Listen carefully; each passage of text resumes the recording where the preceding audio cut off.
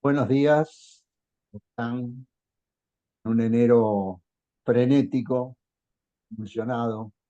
Bueno, en 39 días de gobierno, día a día con noticias, con informaciones, pero bueno, esperanzados en que algo se pueda hacer. Miren que hasta el Congreso, que estaba dormido, está trabajando todos los días, incluido sábado y domingo. Y bueno, nosotros también en el Instituto Argentino Ejecutivo de Finanzas estamos trabajando. Estamos trabajando para que ustedes estén informados. Eh, Nos acompaña, como siempre, nuestro querido amigo Alfredo Gutiérrez Giró. Él va a darnos una exposición de aproximadamente 35 minutos. Ustedes pueden, vía el chat que tienen, o en en las preguntas y respuestas, pueden ir haciendo preguntas a medida que la charla se va produciendo, y luego vamos a responderlas todas. Eh, la idea es terminarla a las 10 en punto. Todos tenemos agendas y queremos ser estrictos con eso. Bueno, les cuento mientras así alguna parroquial. El IAEF tiene varias charlas ya programadas para febrero. La página web las pueden encontrar, todas muy interesantes. Así que no voy a detallar cuáles, pero en la página web la pueden encontrar, y además van a ir recibiendo el anuncio de las charlas. Se van acercando a las fechas. Bueno, como les decía, 39 días frenéticos. Todos los días sucede algo. Alfredo nos va a contar cómo está viendo la situación, qué ideas tiene para los próximos días. Difícil, Alfredo, porque es difícil la situación y es difícil el pronóstico. Pero sí, lo que tenemos todos es esperanza de que el cambio se vaya a producir. Bueno, les recuerdo entonces, hagan preguntas, luego las vamos a responder. Las va a responder Alfredo. Eh, eh, bueno, nada, no quiero más dejarlos, entretenerlos más. Así que, Alfredo, adelante. Y gracias nuevamente por estar Gracias, en enero. gracias, Juan. Buenos días a todos. Y sí, desde 1990 que arrancamos con el Departamento de Investigaciones Económicas Financieras y más o menos incorporamos esta rutina de los encuentros, desayunos, como quieran llamarlo ustedes, de manera mensual. Yo creo que esta es la primera o segunda vez a lo sumo que hacemos en enero por la importancia del momento, ¿no? Lo cual ya es en sí mismo un dato. Eh, Voy a mostrar, voy a abrir mi computadora. Espero que estén viendo la presentación. Se ve Y, perfecto. y gracias, Juan. Y en este caso tenemos alguna de texto en donde esta vez la voy a mostrar para poder ir siguiendo, y después hay algunas de cuadros estadísticos que les voy también a mostrar. No los quiero abrumar. A la altura del mes que estamos, todavía no hay demasiada información del mes. Estamos en pleno momento de conocimiento de los datos. Así que por eso hay alguna información que está un poco atrasada. Como decía, dice Pablo cuando analiza en su mamotreto del análisis de las políticas económicas en Argentina en el siglo XX. eh, Él tiene al final del análisis de cada política económica, sea esta la de Krieger, la de Martínez de O, la de Surruy, la que fuera, una sección que se llama la estrategia implícita. Entonces le copié el término. ¿Cuál es la estrategia implícita en la política económica de Milei que surge o que podemos ir aprendiendo de estos 30 días de este primer mes que ha transcurrido? Y es una estrategia claramente concentrada en el corto plazo. La versión oficial, que Milei se ha encargado de ir, y lo propio del ministro de Economía, es evitar la inflación, la hiperinflación. Y más o menos de ahí deriva esta idea de ordenar la macro. Y ese es el punto, y a eso están orientadas las medidas. Yo diría que otra forma de mirarla, que a mí me gusta más como analista, es que estamos construyendo un puente hasta algún momento de fines de marzo y abril. Y eso es lo que voy a tratar de demostrar ahora. Ahora, en ese periodo, a lo largo de ese puente temporal, de esa ventana de tiempo, ¿qué es lo que está haciendo la política económica? Primero, una primera vuelta en la corrección de precios relativos. Y ahí ustedes tienen claramente, elegí tres, que son los tres más llamativos: el tipo de cambio oficial, los precios privados controlados atrasados, o sea, los precios justos, para llevarlo de alguna manera, y las tarifas de los servicios públicos. Esa corrección de precios relativos se está manifestando básicamente, y lo vamos a ver enseguida, en las tasas de inflación.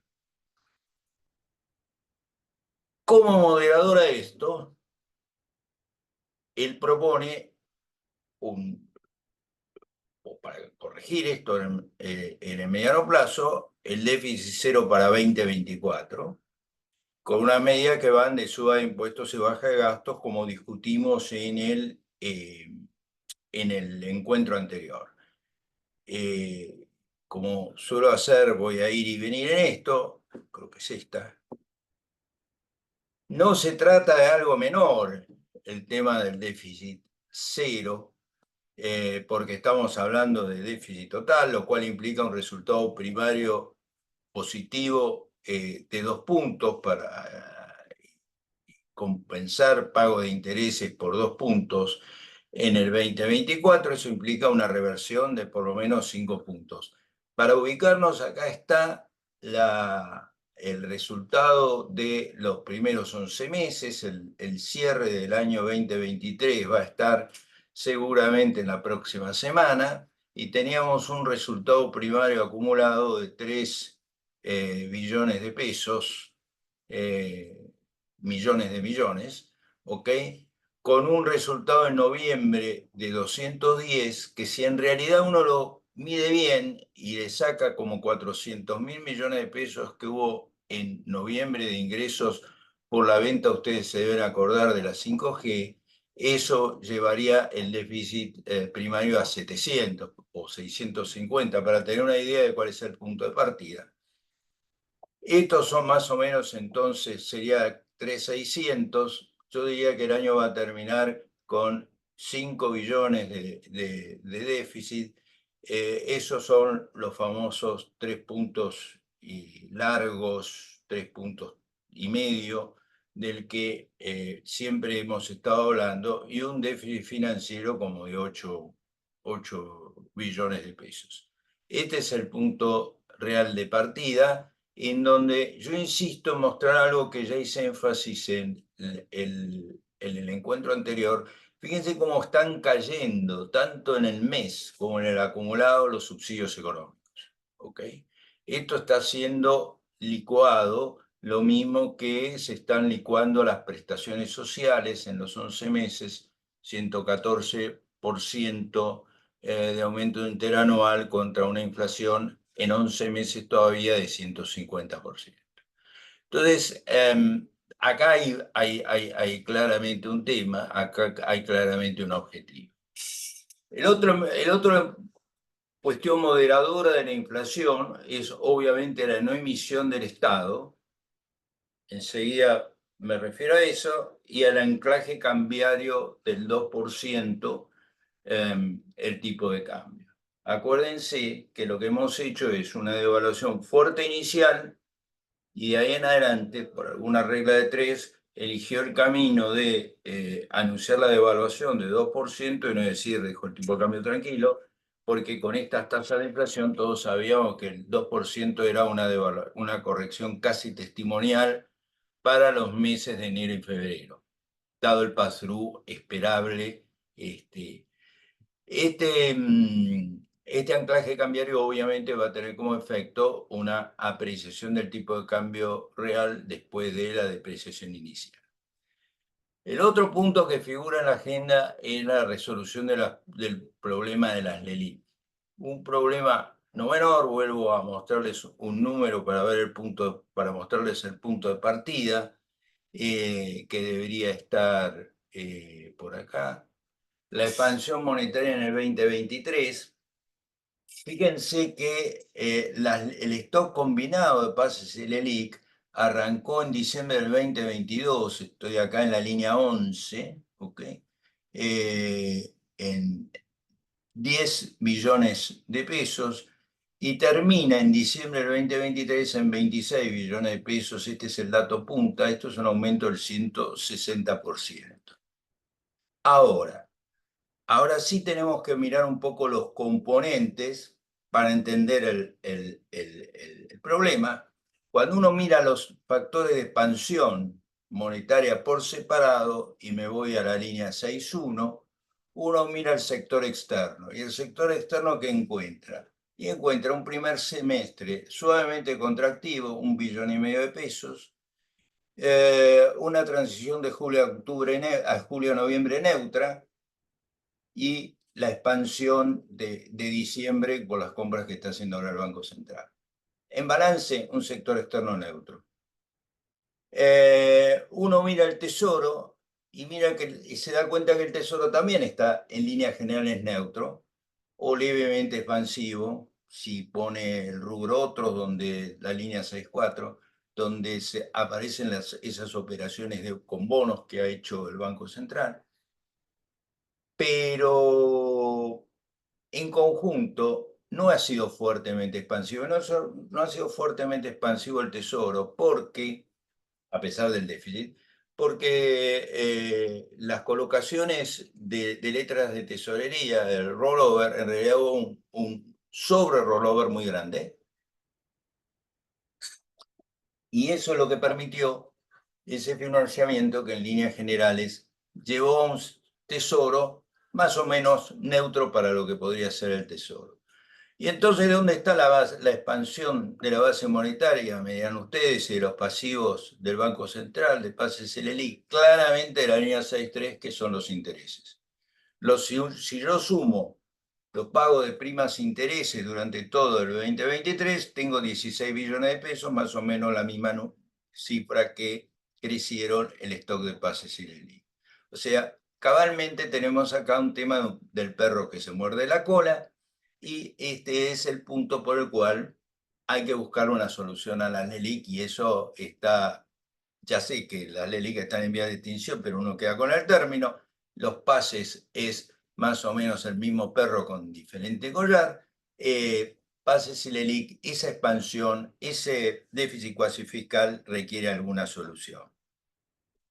El problema, la alternativa inicial, la solución inicial que tenía el programa económico era apostar al BOPREAL. Ahí uno suponía, mucha gente suponía, yo les comentaba en el encuentro anterior que no participaba de esa visión, que los BOPREAL iban a ser una aspiradora que iba a secar el sistema financiero. Pero mirando las cifras no me daba eso, había mucha más deuda que plata a esterilizar, y eso era algo que no cerraba. Entonces, no me extrañó que aparecieran otras estrategias como el canje por letras de tesoro, unas letras que van a tener, como ustedes saben, alguna especie de exit clause, una especie de la posibilidad de un put para que los bancos las hagan caja en caso de que tengan una crisis de liquidez. Y el objetivo es limpiar el balance del Banco Central. Y con eso ya el problema de las LELIQ formalmente estaría eh, eh, ordenado, de los pases y la LELIQ. Pero ojo, porque acá no hay magia. Lo que estamos haciendo es poner una carga de intereses que estaba, como mostré recién, en cabeza del Banco Central a través de la remuneración de los pases israelíes, la vamos a poner en cabeza del Tesoro. ¿Está mal que esto ocurra? No, porque en realidad hay por eso se llama déficit cuasi fiscal, hay un origen fiscal en esta deuda y es más transparente y todo lo que quieran que esté en cabeza del Tesoro, sin renunciar el Banco Central a tener un instrumento de esterilización y de política monetaria a través de algún bono, como tuvo históricamente, como yo siempre he sostenido, para usar en política monetaria. Pero está bueno que la deuda esté en cabeza de quien debe estar, que en este caso es el Tesoro. Ahora, dicho eso, lo que estoy diciendo también es que no me va a alcanzar el superávit de 5%, el superávit de 2 puntos del producto y la corrección de 5% en el 2024 que dice el ministro Caputo. Voy a tener que ir más arriba, simplemente porque la carga de intereses del Tesoro va a subir. La carga de intereses del Tesoro va a subir. Entonces, ese es un punto que todavía no ha estado suficientemente aclarado. Si ustedes quieren, es una nicety, porque no hace al fondo del problema, pues estoy trasladando, insisto, déficit cuasi fiscal a déficit fiscal, pero es bueno tenerlo en cuenta y seguro que va a saltar en la negociación con el fondo le va a decir, está perfecto, porque así es mejor que sea, es más transparente, pero va a ser complicado llegar a la idea de déficit cero en 2024. Por supuesto, la otra cuestión de esta estrategia implícita está en acumular reservas. Ustedes han visto que el Banco Central lleva casi comprados 5.000 millones de dólares y eso está aumentando durante el devenir de este puente de acá a marzo las reservas. Eso le permitió pagar al fondo, eso oxigena el frente externo, claramente. Y ahí está la otra pata, que es esta relación de precios que hacen a los precios, de alguna manera, precios relativos, que pareciera ser, no le digo el objetivo, pero algo parecido, que es el tipo de cambio queda abajo con el 2%, la tasa de interés pasiva queda en el medio con el 10% y arriba queda la tasa de inflación. Y eso implica, queridos amigos, una licuación espectacular de los activos en pesos. Cuando uno hace los números, y por acá tengo otro cuadro, que no es, los agregados monetarios en 2023 como promedio mensual de saldos diarios, fíjense lo que fue, por empezar al revés, lo que fue noviembre. Los depósitos totales en pesos como promedio mensual de saldos diarios crecieron 10%, o sea que cayeron 15% en términos reales. Los plazos fijos, empujados, es cierto, por la estacionalidad, porque acá se combinan los dos efectos, cayeron 5% en términos nominales, lo cual quiere decir que cayeron como 30% en términos reales.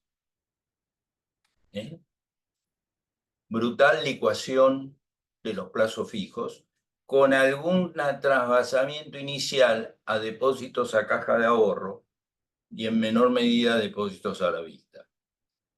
El crecimiento de los depósitos a caja de ahorro está reflejando claramente un desplazamiento de plazo fijo a caja de ahorro, búsqueda de mayor liquidez de los plazos fijistas, junto con las cuestiones estacionales propias de diciembre, que en este caso se manifiesta que jubilados y trabajadores en relación de dependencia que cobran a través de las cuentas sueldo, cobran en caja de ahorro y todo eso se refleja en el salto de los depósitos. Pero la licuación ha sido notable. Y si uno mira en el año, si uno mira los últimos 12 meses, fíjense que la licuación también es muy, muy grande, porque ya venía 115% contra 211, si mal no recuerdo, del IPC. ¿Ok? Entonces, acá hay un dato importantísimo, que es esta licuación que se está produciendo de los valores nominales de los activos financieros en pesos de los argentinos. En el puente, siempre transcurriendo el puente, las bases, la aprobación de la ley de las bases, ganar tiempo para lograr aprobar esa ley y en el camino lograr el apoyo y destrabar, arreglar la situación con el fondo, que era previsible que se iba a lograr arreglar, pero de todas maneras está bueno que se haya hecho. Ese es el paquete del muy, muy corto plazo. Como dije, las bases ocupan un lugar, ya vuelvo a la coyuntura, pero déjenme un comentario sobre las bases, un punto importante acá. ¿Y por qué es importante las bases? Por la idea, creo que las puse también después, de reforzar la sensación de cambio de régimen. Las estabilizaciones se logran las estabilizaciones macroeconómicas se logran con un cambio de régimen. Desde un legendario artículo de Juan Liach de mediados de los 80, post-plan austral, que se llamó Las hiperestabilizaciones sin mitos, donde hizo un raconto de las grandes hiperestabilizaciones después de hiperinflaciones. A otros racontos parecidos, hay uno de Fisher, de Stanley Fisher, y otro de nuestro viejo amigo Rudy Dorbush, todos en la misma línea. Cambio de régimen. Entonces, para dar un cambio de régimen, yo necesito un paquetazo de esas características que apunte, y ahora voy más atrás en el tiempo todavía, a don Roberto Alemann, ministro de Economía en 1982, cuando anuncia su programa económico basado en las 3Ds. Por eso no es un error de ortografía y está con mayúscula. Desregular, desestatizar, desinflacionar. Esa era la troika que cuando ya estaba apareciendo, no, más que apareciendo, ya estábamos en un régimen de alta inflación, en la salida con la ruptura de la tablita de Martínez Dios, don Roberto Alemán, viejo amigo del IAEF, donde vino tantas veces y tantas veces lo escuchamos exponer, hablaba de sus 3Ds. ¿Okay? Y esto es algo parecido, de regular, desestatizar, desinflacionar. Esas 3Ds están en el corazón de las bases. ¿Qué es lo que uno encuentra? Y yo agregaría la F de flexibilizar. La economía argentina necesita ganar flexibilidad, sobre todo si va en el largo plazo a un régimen económico, a un régimen de tipo de cambio más rígido. ¿Qué es lo que faltó? Y claramente cuando uno lee los artículos, y les confieso que yo no he leído las subleyes que están metidas dentro, porque algunas me exceden, como la ley de salud mental, uno encuentra un problema de homogeneización, de falta de homogeneización y falta de control, de cohesión en la redacción del texto, que no es lo ideal. Es como que hubo varias manos que trabajaron, obviamente, se pegaron cosas, se juntaron cosas, y después no hubo una lectura integral profunda. Yo creo que cada uno de ustedes ha escuchado comentarios en la prensa. Yo les cuento una sola anécdota rápida para que se entienda el punto. Y lo hice con mi otro gordo. Dije, uy, hay un capítulo de educación donde está obviamente todos los focos puestos al el tema del examen de salida de los colegios secundarios. Vamos con la sección dedicada a la universidad. ¿Qué es lo que uno ve?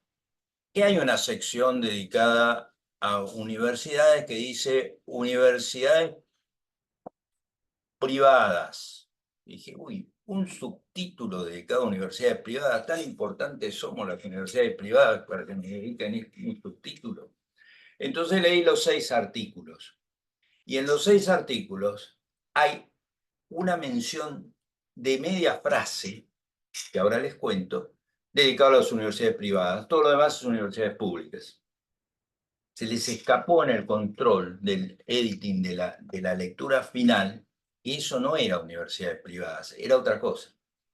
Y la mención a las universidades privadas que les decía recién, en la frase dice, las universidades públicas y privadas estarán sujetas a una evaluación eh, cada 10 años que realizará la CONEAU, que ustedes más o menos lo conocen, un ente similar privado o o un tribunal de pares. O sea, algo parecido, para hacerla rápido, a una evaluación de riesgo crediticio a los amigos de Moody's, Fitch, aplicado a la vida universitaria. Esto antes era de 6 años, ahora se pasa a 10 años, se agrega el tribunal de pares o algo parecido, y está en el espíritu. En lugar de hacerlo cada 6 años, ahora se va a hacer cada 10. Está en el espíritu de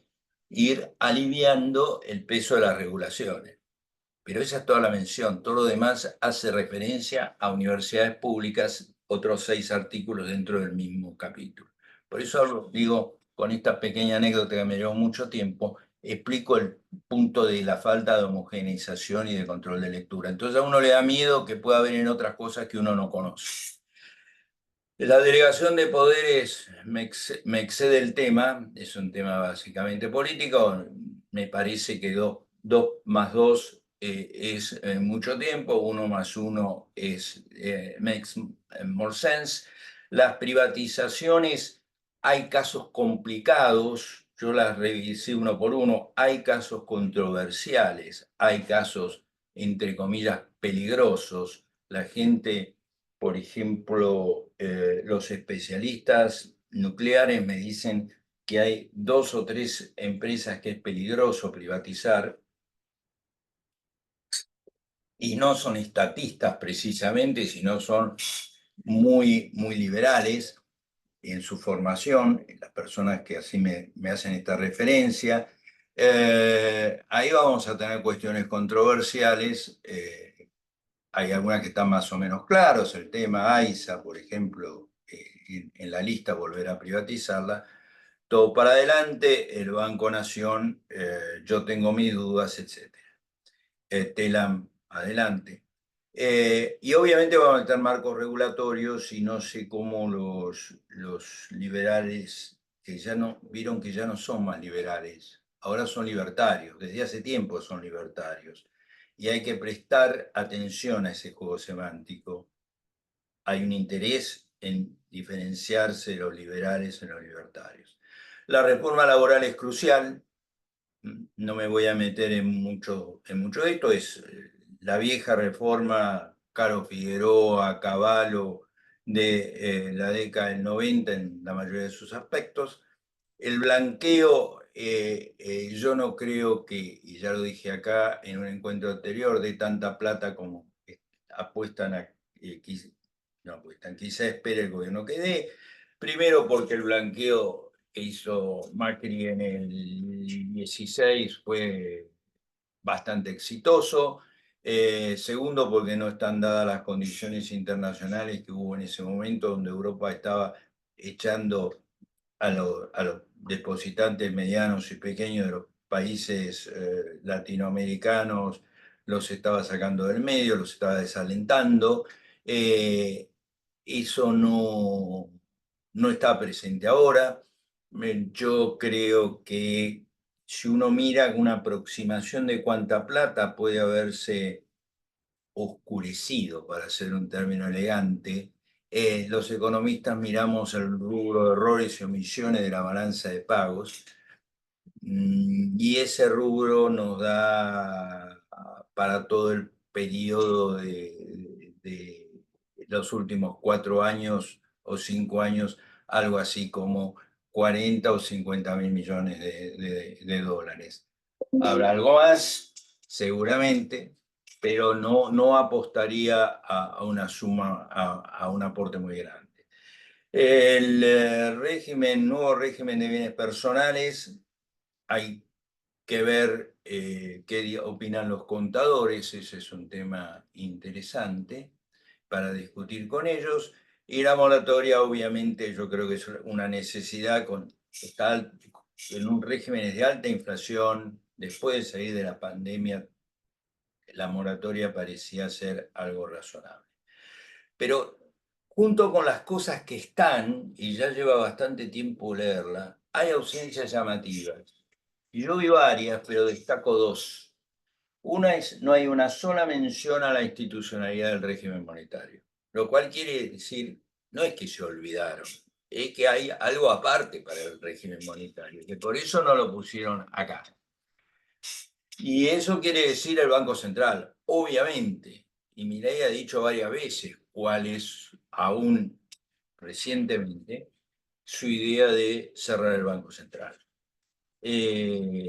Una versión benévola es cerrar solamente en términos de la asistencia al Tesoro, pero eso hay que verlo. Y en la segunda cuestión, ahí lo sinteticé bajo apertura económica, pero son todas las normas, no hay nada de operativo de cuál es la inserción económica internacional y con el resto del mundo. Alguien que conoce mucho de liberalización del comercio y que ha trabajado mucho, ha sido funcionario internacional y funcionario argentino en esta área, dijo: Alfredo, realmente estoy desilusionado de que no haya ninguna mención a estas cuestiones de liberalización en nuestro comercio exterior, que va más allá del acceso al mercado, de cambio. No nos referimos a eso, que claramente eso está, y está cuál es el programa, el tema de los 25% que se van agregando para que se puedan ir normalizando los pagos al exterior, el BOP real, etcétera, etcétera. No se refería a eso, sino a cuestiones más estructurales que tienen que ver al relacionamiento Argentina vía OMC, etcétera. Estas ausencias son, insisto, llamativas, lo mismo hace a la institucionalidad del sistema financiero, ¿no es cierto? Da la impresión claramente de que hay algo pendiente. Eh,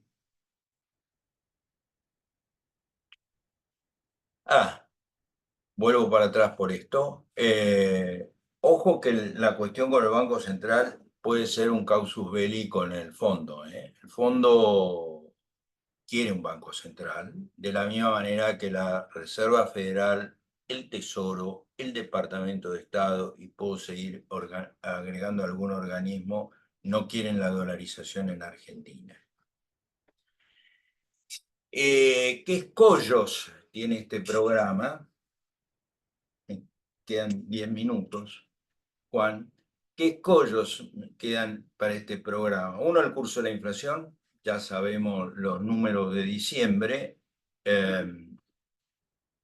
Tipo de cambio de alimentos, y el primer trimestre sigue con hasta tarifas, servicios privados, prepagas, alquileres, educación. ¿Cómo están los precios en dólares? Lo salteo. Acá hay un cuadro bastante simple, donde hay una proyección a enero del 20%. Fíjense el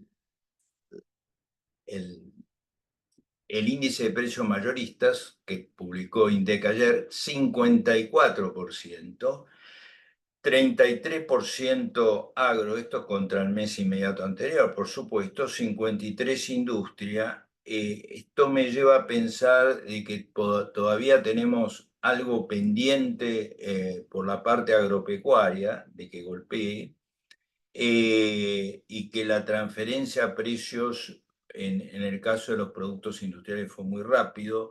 Si tienen tiempo, miren en la página INDEC cuál es la variación de los distintos ítems, del índice de precios mayoristas, y van a ver que obviamente textiles quedó atrás en diciembre, perdió lo mucho que venía ganando, y que los ganadores son químicos, caucho sintético, no tanto alimentos. Alimentos creo que tiene una variación de 35%, 38%, a 54% todavía tiene mucho margen. Eh, Así que ahí tenemos un tema con los precios. Y eso explica por qué seguimos hacia una tasa de inflación alta en enero. La recesión está para profundizarse. Sí hay un consenso muy marcado en los economistas de que el punto de quiebre va a ser junio. Ahí empezará a pegar la vuelta. Y obviamente la caída del salario real, en la tabla anterior están los datos hasta octubre, por eso no los muestro. La caída es muy importante. Acá hay que ver qué pasa con las paritarias. Conceptual, el cambio del perfil de gasto en macro y micro. El gasto, el perfil de gasto en lo macro, ustedes ya saben, se trata de que Argentina necesita subir su tasa de ahorro y por lo tanto los sectores que la demanda va a estar liderada por la exportación y más atrás por la inversión. Eso es lo que le va a permitir generar un superávit de cuenta corriente de 2,5 puntos, 3 puntos del producto, que es lo que necesitamos para acumular reservas, como venimos insistiendo tantas veces en el instituto. Pero también hay un ajuste en lo micro.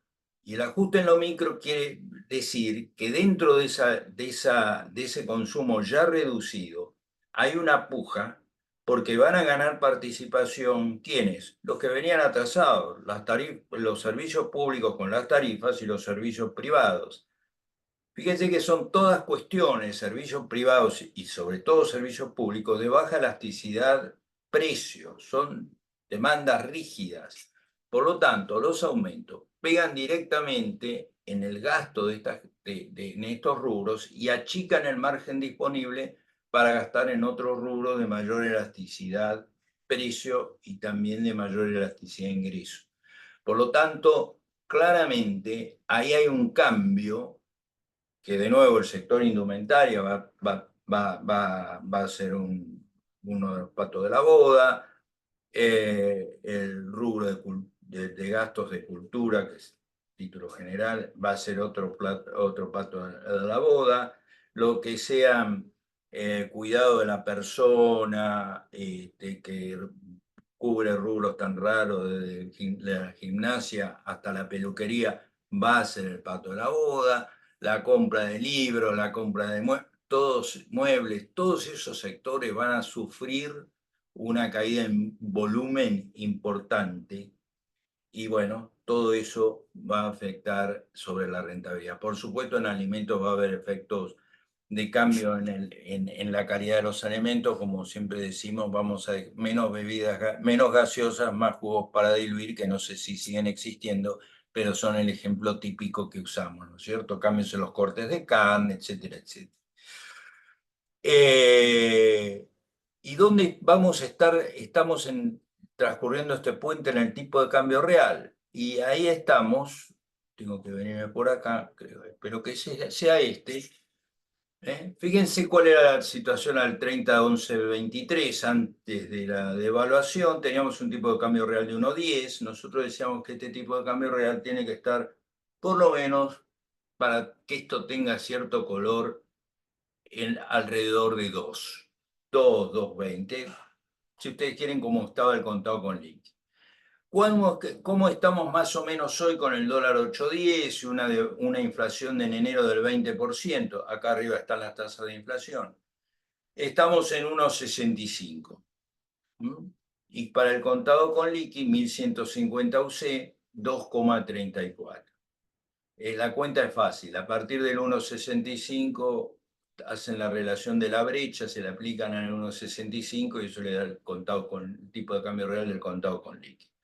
Ahora, con otro 20%, y manteniendo la regla en este caso creo que puse 5% para febrero, en el dólar comercial ya bajó a 1,44. Fíjese cómo va cayendo el tipo de cambio real y me voy acercando, me voy alejando del 2 y me voy acercando, sin ser tan dramático, al valor del dólar comercial del 11, del 30 11 23. Entonces, acá está el problema. En el puente, en el transcurrir del puente, obviamente me voy a ir comiendo la ganancia del tipo de cambio real. Entonces, ¿cómo nos imaginamos marzo? Y esta es la última y voy cerrando, Juan. Yo me paro el 30 de marzo y miro para atrás. Ese es el ejercicio. ¿Y qué hice? Bueno, ¿qué se diferencia eso con la situación al 10 de diciembre? Ese es el ejercicio que quise hacer. ¿Qué grado de libertad gané transcurriendo el puente? Bueno, ahora tengo, imagino, el contenido core de las bases razonablemente aprobado y empezando a funcionar. ¿Mm? Algunos ajustes de tarifas ya operados, otros me van a quedar. ¿Mm? La tasa de inflación descendiendo un poquito, pero en niveles muy altos. Los precios relativos están más realineados que en diciembre, lo fuimos mostrando recién. Todavía estoy en proceso de cambio porque no llegué a cerrar la historia de las tarifas. La actividad económica está cayendo. Si dije que en junio es el punto de inflexión, va a estar todavía en plena caída y eso se debe al ajuste macro y micro que expliqué recién. La situación de reservas, parado siempre en el 30 de marzo, debería ser algo más holgado y tener el ingreso de la cosecha gruesa relativamente ahí nomás, a tiro. Claramente tengo que tener un clima social más complicado, voy a tener un clima social más complicado, menos expectativa. Eh, Claramente voy a tener el efecto del exceso no deseado de pesos mucho más mitigado, porque seguir licuando, porque con el 20% de inflación en febrero voy a licuar los activos financieros en pesos de febrero seguramente y voy a seguirle cuando la posición de los pasivos financieros del Banco Central. Los pasivos financieros del Banco Central crecieron 5% en diciembre. Flor de licuación, vuelvo al punto. Pero en cambio tengo el tipo de cambio rezagado. Más rezagado, no tan rezagado como el del principio, el de antes del plan, pero sí más rezagado que el salto inicial y que el tipo de cambio que necesito. Por eso digo, y con eso voy terminando, ¿será este el momento del lanzamiento de un plan? Este es con esto hoy tengo más margen desde el punto de vista de la política para hacerle un service al programa y lanzar el plan. Ese plan que todos están esperando. Por eso la idea de que por ahí para marzo hay una devaluación, para decirlo simplemente, en lenguaje simple y llano, que no puede estar sola, sino que tiene que estar enmarcado ahí en un programa más definido, ya construido a partir de este punto de partida, que no es el punto de partida que tenía el 10 de enero. Es como Cavallo en la convertibilidad. La situación que tenía Cavallo en marzo del 91 cuando lanza la convertibilidad, no es la misma de la situación que tenía el pobre Herman González en diciembre del 89, cuando se le escapan las variables, ¿ok? O Rapanelli, si ustedes quieren ir más atrás. Ahora hay otro contexto. Me parece que ese es el objetivo y esa es la idea del puente. Pero eso me lleva a la última pregunta. Milei, ¿cree en la necesidad de un plan? Estoy seguro que él cree en un programa fiscal y probablemente financiero. No debe creer en un programa monetario porque no cree en el Banco Central. En el Banco Central y en el programa monetario, como componente del fiscal y financiero, los que creen son los muchachos del fondo y en general la comunidad de los economistas. Él no está tan convencido, pero dudo que sea consciente de que se necesita un plan económico, porque la planificación es un animal que es ajeno al pensamiento liberal y libertario. cree en el plan Roberto Labaña, y lo ha dicho reiteradas veces, y lo dijo siendo ministro de Néstor Kirchner. Creía en la planificación el fallecido Juan Zurruil. Ellos sí creían en la planificación. Creían en la necesidad de dar un encuadre macro más o menos preciso. Cavallo, que puso a una de sus mejores espadas, Juan Liach, en la Secretaría de Planificación Económica, a escribir un documento que tengo por acá, ahí lo tengo, que se llama Argentina, Bases para el Crecimiento. No sé si Milei, perdón, responde a ese paradigma. ¿Okay? Bueno, hasta acá llego, pero que queda claro. Este es un puente, imaginémonos a fin de marzo, medio de marzo, principio de abril, como un momento de segunda etapa. Mi sensación es que vamos a hacer eso. O sea, hay otros colegas que tienen una visión diferente, pero bueno, ustedes tienen material ahí como para sacar sus propias conclusiones. Gracias, Juan. No, gracias a vos, Alfredo. Bueno, estos 45 minutos daba para, creo que son poco para todas las cosas que suceden y que estamos pensando que pueden suceder. Un tema que pasaste así por arriba, por razones de tiempo, obviamente, es el tema de la situación social. Siempre enero y parte de febrero se caracterizó por tranquilidad social, ya sea porque están de vacaciones, porque son pocos los que están en Buenos Aires. Eh, eh, pero bueno, ¿cómo ves el tema social? ¿Qué es lo que se viene? A ver, ¿cuánto tiempo más? Inclusive, más allá de los piqueteros que siempre van a las marchas porque los llevan, más allá, el tema social ahora también se extiende a la clase media, y a la clase media baja, que no iba a los piquetes. Entonces, ¿cómo ves con todas estas medidas, con esta inflación importante que vamos a tener estos meses? ¿Hasta cuánto aguanta? Bueno, déjame primero que te muestre cuál es el cuadro de situación, porque acá había justamente dos cuadritos que no mencioné, pero que ayudan a entender esto. Esto porque lo he mencionado varias veces, ¿eh? Economía y humor social. En diciembre, esta encuesta se toma ya conocido en los primeros 10 días de diciembre. Vos fijate que el índice de confianza del gobierno salta de 1,41 a 2,86.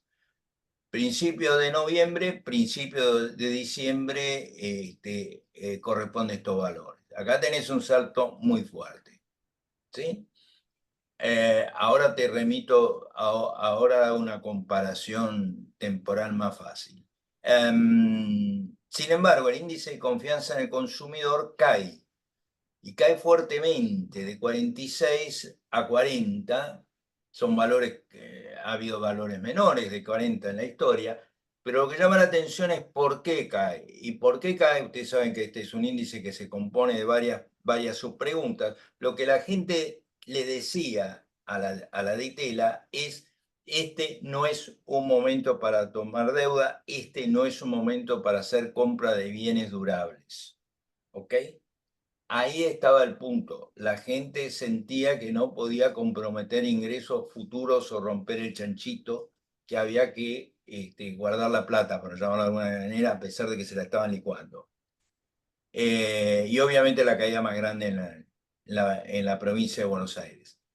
Este es el punto. Ahora, cuando quiero comparar esto con otros gobiernos, por eso es importante, vos fíjate que en diciembre del 19, en la confianza en Alberto Fernández era 1,97, no hay un aumento. Acá tenés un aumento con Macri, que acá no está el número, también hubo un aumento significativo.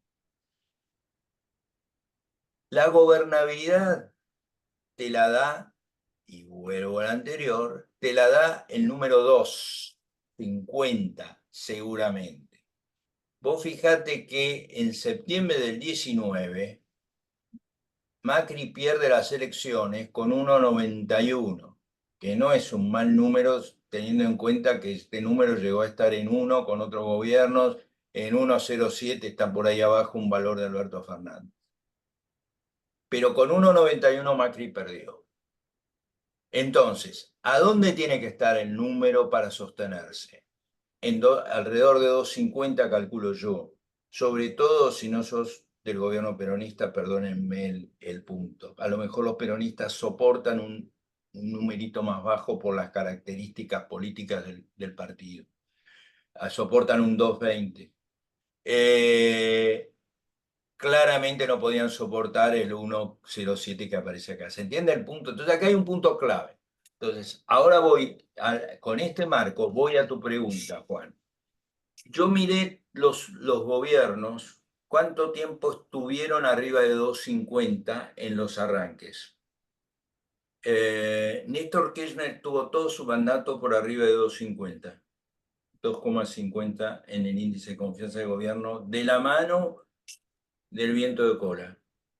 Tuvo una luna de miel muy larga. Cristina tuvo movimientos más cortos. De hecho, Cristina obtiene la reelección por una combinación de que Argentina sale de la crisis del 2009 y tiene, como siempre decimos, ese upgrade que fue el impacto en la opinión pública del fallecimiento de Néstor Kirchner. Y después en el segundo eso rápidamente bajó y gobernó muy cerca de 2. En el caso de Macri le duró no más de 18 meses. Esa es la ventana que hay. En el caso de Alberto Fernández es atípico por la pandemia, ¿no? Cayó, levantó con los primeros meses de la pandemia y después cayó y ahí abajo están, ¿no? Ustedes pueden ver la cifra mirando con cuidado la tabla. La pregunta entonces es, y con esto cierro, ¿cuánto tiempo va a poder mantener este número arriba de 2,50 Milei? Esa es era la pregunta clave. Y con eso va a ser tenso por lo que vos decís bien, de que hay medidas que pegan sobre la clase media y que por supuesto la calle va a estar complicada en términos prácticos porque la calle viene complicada, porque lo que se ha licuado es el salario privado no registrado, que es el salario en negro, para decirlo académicamente. Vos fijate que ya en el 19 creció 20% nominal debajo de la tasa de inflación. Empató en el 2020, perdió otros 10 puntos en el 2021, perdió 30 puntos contra la tasa de inflación en el 2022 y en el 2023 lo hicieron prácticamente harina, perdiendo 2 puntos con esto. Acuérdense que esto es promedio mensual del trimestre, perdiendo 2 puntos por mes. ¿Ok? No está cerrado acá la pérdida del 2023 del no regulado porque no tengo los datos de noviembre y diciembre, pero estoy seguro que cayó otro 30%. Entonces, sí, la caída de este sector es muy fuerte y eso tensiona. Con esto contesté más o menos, Juan, tu pregunta. Sí, sí, contestaste más o menos y nos dejaste Preocupado. preocupados, obviamente, porque vamos a tener una tensión social complicada. Pero bueno, vamos a otra pregunta y otro tenor, pero que también todo tiene relación con todo. Vos hablaste del tipo de cambio y que es muy posible que haya una devaluación. En marzo, ah, dado de que la devaluación anterior se la está comiendo la inflación. ¿Vos más o menos tenés una idea de qué tenor puede ser esa devaluación? Yo diría, nunca antes de que ellos no digan, porque esa sí tiene que ser la última. La última en el sentido de que ahí tienen que hacer la corrección y anunciar el nuevo régimen cambiario hacia adelante. ¿Y cuál va a ser el funcionamiento del mercado de cambios y cuándo van a terminar de liberar? Ahí tienen que hacer el paquete cerrado. Entonces ellos tienen que tener la mayor cantidad de datos para no equivocarse en esa decisión. ¿Se entiende el punto? Entonces, yo no lo ubicaría a principio de marzo, lo ubicaría a fin de marzo, principio de abril, cuando tengan todo ese paquete cerrado, ¿cuánto al fin del día pude colocar de Bopreal, por decir algo que tiene que ser un dato? ¿Hasta dónde llegó el proceso de licuación para que no me vuelvan loco con el mercado, después no me vuelvan loco o me pelen las pocas reservas que pude juntar? Entonces, ¿cuántos pasivos financieros en pesos quedan? Todo eso lo tengo que tener razonablemente atornillado antes de dar ese paso, porque ahí sí, no digo que sea la última devaluación, pero la última oportunidad para anunciar el régimen cambiario. Voy a devalúo 20% y anuncio un crawling peg, devalúo 30% y anuncio flotación, lo veo dudoso. ¿Cuál va a ser el régimen cambiario futuro? Bueno, sí, hay que estar preparado para otro impacto de evaluatorio, como vos decís, esperemos que sea el último. Vamos a otro tema que también está comenzando a preocupar y que esta semana, o ayer, antes de ayer, se- se consolidó. Es el tema de las cuasimonedas. La Rioja salió a emitir 15.000 millones de cuasimonedas. Consecuencia de que han parado la transferencia a las provincias, obviamente. En algunos casos era discrecional y bueno, muy político. Pero bueno, la reacción de las provincias, en este caso fue La Rioja, y ahí te pregunto, ¿qué opinás de eso y cuál va a ser el efecto contagio en las otras provincias? La provincia de Buenos Aires en cualquier momento sale con una cuasi. Y eso, bueno, qué engorroso va a ser la economía. Mira, Y tenés 3 minutitos o 4 para terminar en hora. eso se veía venir. Vos pensás que en promedio las provincias tienen 15% de sus ingresos se debían a estos adelantos raros, adelantos, transferencias discrecionales de la nación, por lo tanto, estaban todas de la cuerda al pértigo. Es probable que la nominalidad ayude a algunos, quiere decir, la inflación ayude a algunos, la provincia de Buenos Aires, si quiere cerrar un poco su agujero, lo puede cerrar, eh, pero es un gran engorro para el funcionamiento de la economía. Eh, y vi que y para una liability de alguna manera, un problema contingente para la nación. Porque no es cierto que la nación no haya rescatado las cuasimonedas de los 90, bien digo, de los fines de los 90.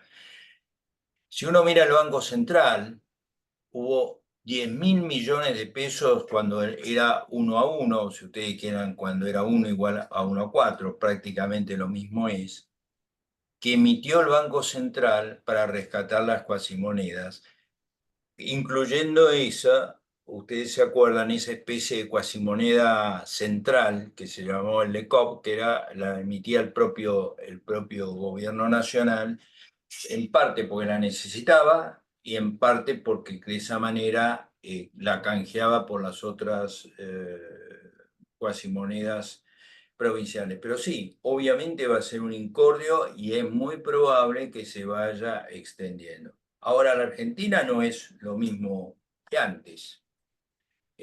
Acordate que había algunas, y con estos términos, había algunas de las cuasimonedas que en realidad no eran las cuasimonedas, eran las deudas que habían derivado en cuasimonedas de las provincias que tenían algún tipo de garantía. Bueno, que garanticen con regalías. Ahora hay más provincias que reciben regalías. Ya no están solo las petroleras que tienen regalías provenientes de que parte de su producción se exporta, también las andinas, también las andinas. Tema minería, claro. Claramente, pero es un incordio para el funcionamiento porque todos sabemos cómo empieza y también tenemos una idea bastante exacta de cómo termina. Ya se la van a echar, hablan de enchufárselas, pero mi también terminó a los supermercados, etcétera, dentro de la provincia. Bueno, estamos en el tiempo justo, las 10:01. Obviamente que esto queda para charlar muchísimo, lo sabemos, Alfredo, que vos tenés mucho más para enseñarnos o para mostrarnos y para analizar. Pero bueno, el tiempo, como se dice, el tiempo es tirano y lo queremos cumplir. Así que muchas gracias, Alfredo, por tu siempre atenta participación. Muchas gracias a los participantes que se mantuvieron ahí firmes, escuchando lo muy interesante que pusiste. Y bueno, sigamos sufriendo enero, febrero, marzo. Nos vamos a volver a ver pronto y gracias. Gracias a vos, Juan, y gracias a todos que estuvieron ahí, como vos decís, pacientes escuchando.